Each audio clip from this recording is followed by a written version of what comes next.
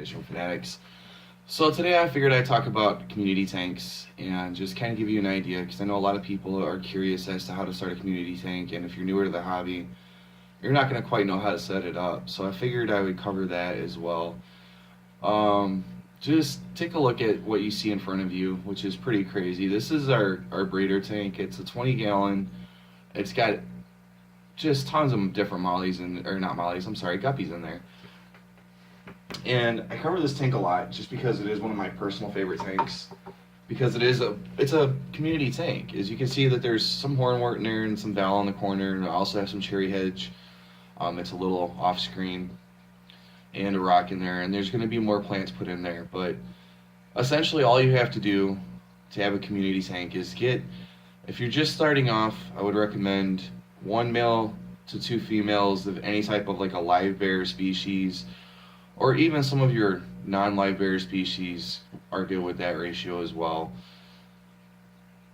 And set it up so it's heavily planted, and there's a lot of different like nooks and crannies for them to hide in.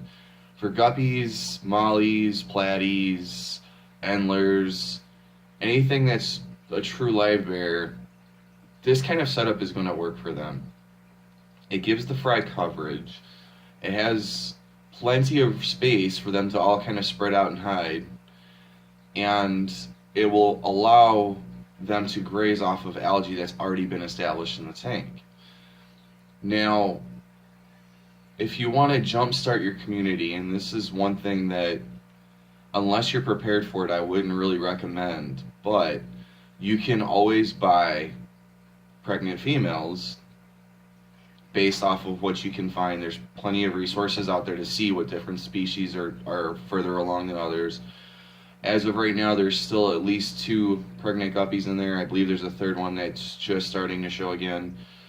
But if you buy extremely pregnant females, when you transition them from one tank to another, chances are they're going to have fry within a couple of days, if they're far enough along. Now, you'll see in the previous video that I had, we got more shrimp and more guppies. I did pick up more blue deltas, and you can see them there kind of swimming around. Now, I had gotten 4 females, 3 of which were pregnant, and I wasn't paying that close attention, and I probably should have been. But the pet store that I went to only had blue delta guppies, and I try to get an assortment in this tank. I want it kind of like a Skittles mix, or just a general rainbow mix. I'm not looking for anything in particular for strain wise. These are just assorted fancies. You know, it's easier to sell them that way. When you get into specific strains and you're trying to sell them, it can take a little longer, and you have to have more variety, because certain people are going to want blues, some are going to want reds, some are going to want yellows, some are going to want purples. To do just one color is a little more difficult if you're trying to sell them. So I try to keep it as wide open as I can, different colors, you know, yellows, reds, purples, blues, to make sure that when I bring them to a local pet store that's going to purchase them, which I have several by me that do, fortunately, I'm almost guaranteed to unload them. Now, if you do purchase them when they're pregnant, like I said, within 3 to 4 days they're going to drop. And if you don't believe me, you'll see in the previous video, I believe that was recorded about 4 days ago or so. And let me see if I can zoom in here. But in my other video as well, you'll see this too. There are nothing but fry along the bottom of the tank right now. And they are literally covering from one side of the tank all the way to the other. I just got roughly another 40 plus fry from these 4 blue deltas that we picked up. Now, here's the thing with that, which is perfectly fine if you know what you're doing and you've been in the hobby for a while. You understand how much work goes into this. But realize, if it's your first time, if you're going to start a community tank, that does mean that you're going to have to watch the tank, and you're going to have to make sure that you are paying attention to exactly what's going on. Only reason being is if you're going to do water changes in the tank, you don't want to suck up any of your new fry.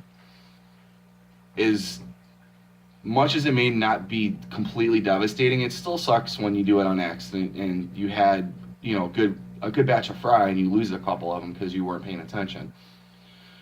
So you'll have to make sure when you look in there before you do your water change that you get into an area where you can clean the water up a little bit. And as you can see, the bottom of it's relatively clean. There is some stuff down there. There's virtually no food because of the amount of fry that are in there now. There's about 43 or 44 fry or somewhere in that nature. I haven't got an exact count because they hide everywhere. And then we also have roughly 30 juveniles now that are about 5 to 6 weeks old. And we have what is now 2 males and 6 females. So it's a 3-to-1 ratio, female to male. You can see I have a red cobra male and he's supposed to be a bluegrass. He's a yellow bluegrass basically, male. And then we have just a standard yellow female, just because I want to get more yellows in, and I'd like to see if we can come up with a few that have almost like a yellowy cobra pattern, which I think would be cool personally. If I do get any of those are going to be the ones that I keep. Just probably the one male, if I get any. But I also mixed in the blue deltas with them, which again, I don't really recommend crossing strains, and I've talked about this previously before. If you're trying to hold on to a specific strain, do not mix them because it can tank the strain. I personally right now do not mind. Like I said in my previous video, the local fish store gets them regularly. He sells them for extremely cheap, and I can pick in more of them up at any point in time if I want to continue that specific strain. But I'm not trying to get into strains with them just yet. As again, you can see in the previous video, we're just getting the fish room going. We did add some more tanks, and I will do an update on that a little bit later on down the road. But for now, it's still in works, so I don't want to update it too frequently and have you guys get bored with it. But you will see coming up here really soon, there is going to be some progress made, or there was some progress made, and you're going to see that video, or actually those videos, there's a couple of them coming out on that.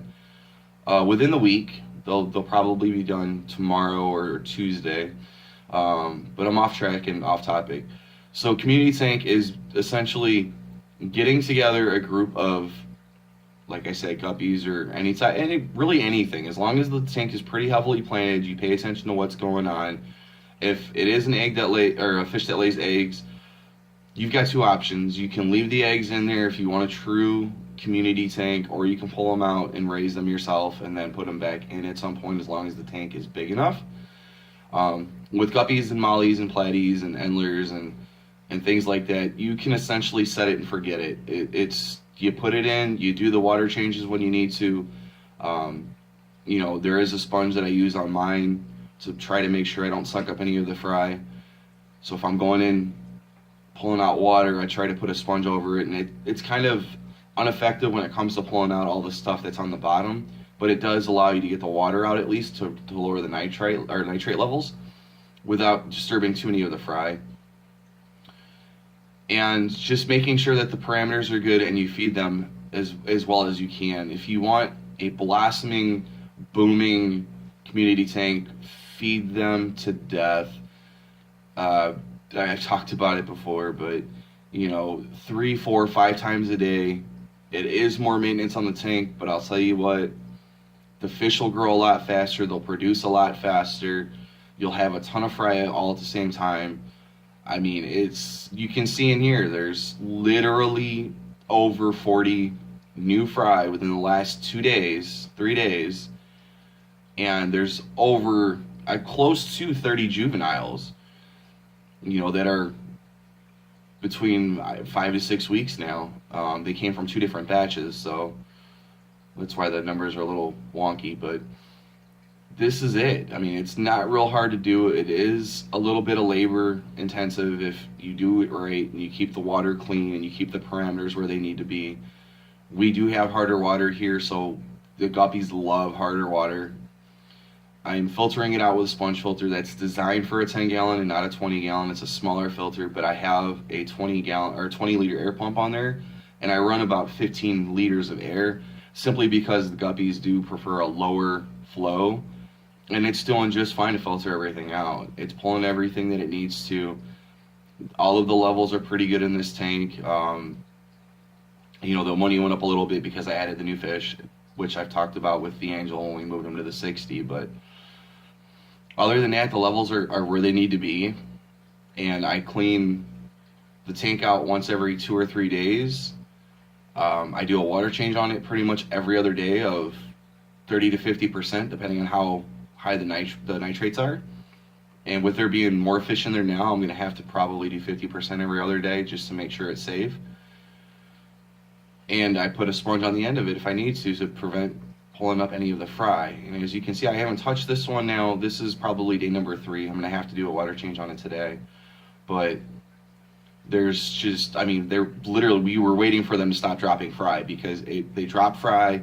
The very next day, another one dropped fry. And I went back in there and looked again later that night, and they were dropping more fry. And then the next morning, they were still dropping some fry.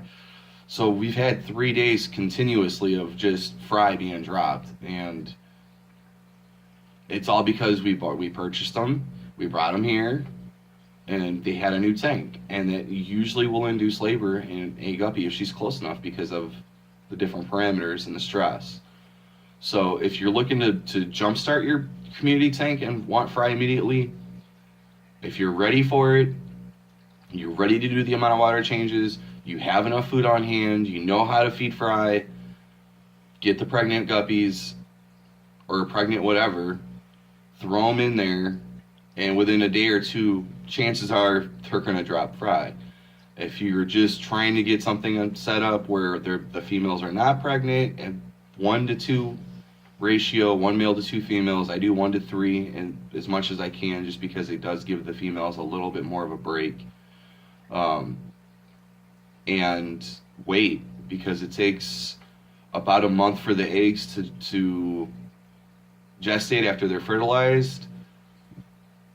They'll go from being fertilized to hatching inside the mom's stomach and the abdomen, and they will gestate for 30 days where they become actual fry.